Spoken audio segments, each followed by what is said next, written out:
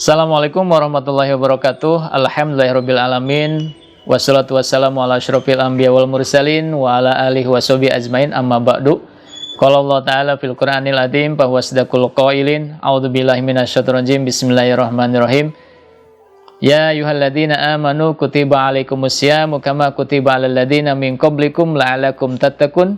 Wa qala Rasulullah sallallahu alaihi wasallam, man qoma ramadhana imanan wahtisaban ghufira lahu ma taqaddama min dambi. Alhamdulillahirabbil, kita bisa bertemu kembali dalam pembacaan dan penjelasan kitab Fathul Qorib yang akan menjelaskan tentang seputar tema puasa. Kemarin kita sudah selesai pada sesi pertama, yaitu tentang pengertian puasa. Kita lanjut kepada syarat wajib puasa. Dalam kitab Fathul Qorib menyatakan bahwa wasyara itu wujubis syami thalathatu asya'a. Syarat wajibnya puasa, salah satu asya itu ada 3 perkara.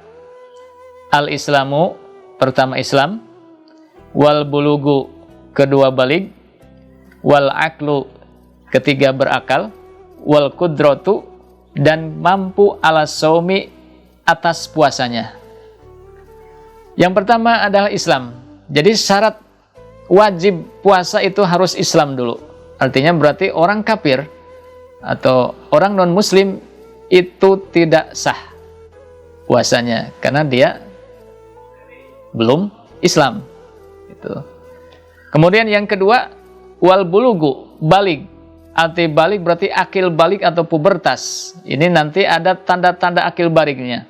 Jadi orang yang sudah akil balik, mulai menginjak akil balik, maka dia sudah mendapat taklif atau beban kewajiban menjalankan syariat Islam.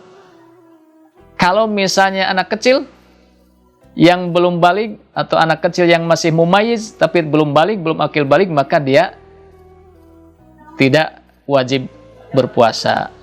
Itu ya. Ada di antara tanda-tanda akil balik, jadi masuknya pubertas itu, kalau untuk laki-laki tanda-tandanya misalnya mimpi basah pertama itu.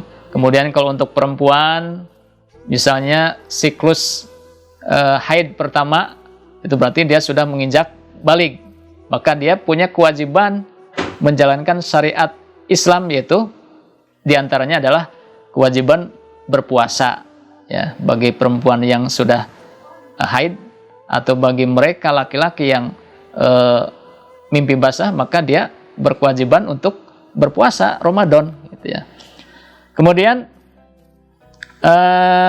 wal aklu, berakal sebalik dari orang berakal berarti orang gila misalnya. Orang gila tidak ada kewajiban untuk berpuasa Ramadan karena dia tidak berakal. Sebab dinyatakan bahwa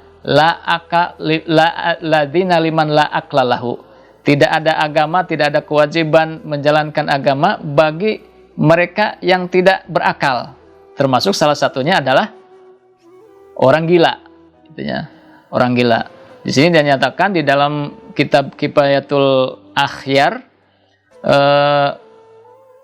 nyatakan la yajibu ala sobi, tidak wajib ala sobi, tidak wajib puasa ala sobi kepada bocah atau kepada anak kecil, wal majnuni, dan juga kepada orang gila. Kenapa? Liqaulihi alaihi salatu wassalam, rufi'al qalamu an salasin. Anak kecil kemudian orang gila itu tidak wajib berpuasa karena hadis Rasulullah SAW, rufi'al qalamu an salasin. Kolam, pena untuk mencatat amal kebaikan ataupun amal kejelekan itu akan diangkat ansalasin dari 3 orang ini, 3 kelompok ini. Yang pertama wa anis sobiyi, dari anak kecil, hatta ihtalama, di dalam riwayat yang lain hatta talama, anak kecil hingga dia mulai mimpi basah, sebenarnya yang sudah saya sebutkan di awal. Kemudian wa anil majnuni, dari orang gila, ya orang gila tidak akan dicatat ya amalnya itu karena gila, hatta apa kok hingga dia sembuh dari gilanya. Kemudian yang ketiga, wa anin naimi, orang yang tidur, hatta staiqido, hingga dia bangun tidurnya. Artinya bahwa orang ini yang tiga ini tidak ada kewajiban untuk berpuasa. Ya, tidur itu. Kemudian dilanjutkan, wa amma man la yaqdiru ala saum, tadi dilanjutkan termasuk orang syarat wajib puasa adalah kudroh ala saum, mampu untuk melaksanakan puasanya. Jadi bagi orang yang tidak mampu, maka dia diperbolehkan untuk buka puasa Ramadannya itu. Salah satunya nanti dijelaskan depan secara global saja adalah orang yang tidak mampu untuk berpuasa diperbolehkan untuk buka puasa. Misalnya orang sakit, itu, yang orang sakit maka dia wajib kodok, nanti mengkodok puasanya di bulan-bulan selain Ramadan, ya, tetapi tidak harus bayar fidyah. Kemudian orang tua yang sudah tua banget, berarti orang yang sudah lanjut usia tidak mampu untuk berpuasa, maka dia tidak apa-apa membatalkan puasa Ramadan, tetapi nanti dia wajib membayar fidyah. Tidak harus mengkodok puasa, puasanya tidak mampu, apalagi dia mengkodok puasanya, itu ya. Jadi cukup membayar fidyah saja. Fidyahnya itu dalam takaran muddun, satu mud. Satu mud itu kalau secara takaran beras yaitu sekitar 6 ons setengah atau 6 ons 3/4 itu ya. Itu membayar sejumlah puasa yang dia tinggalkan. Kalau misalnya puasanya itu yang dia tinggalkan itu di bulan Ramadan 5 hari, berarti dia membayar mud 5 kali dibayarkan ya kepada fakir miskin itu. Jadi sekali seharinya itu 1 mud, yaitu sekitar 6 on setengah. Itu ya. Di sini dalam Kifayatul Ahyar nyatakan wa amma ma la yaqdiru ala saum aslan aw law soma. Saya lanjutkan tadi ya.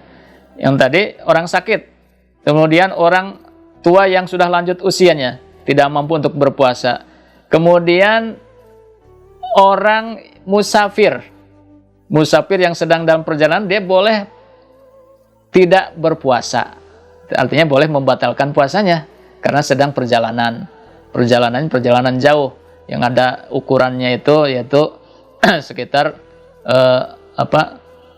sekitar 80 sampai 90 kilo itu dalam mazhab Syafi'i. Kemudian ada lagi yang diperbolehkan untuk buka puasa yaitu perempuan yang sedang menyusui anak, perempuan yang sedang hamil. Nanti ada takaran-takarannya, misalnya kalau perempuan itu, ibu itu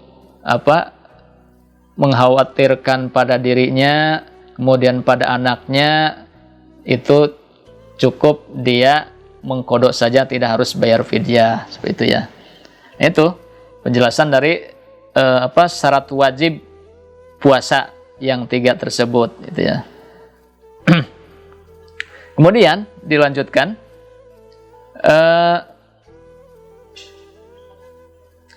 adapun kalau misalnya orang tua ya atau orang yang sakit yang tidak diharapkan sembuhnya, ya, orang tua yang tidak diharapkan sembuhnya, fala yajibu alaihi saum, maka tidak wajib puasa, itu ya, tidak wajib puasa bagi mereka, itu bagi yang orang-orang yang sudah saya sebutkan tadi itu. Demikianlah syarat-syarat wajib puasa. Mudah-mudahan ada manfaatnya. Terima kasih. Dengan diri wabillahi taufiq wal hidayah. Wassalamualaikum warahmatullahi wabarakatuh.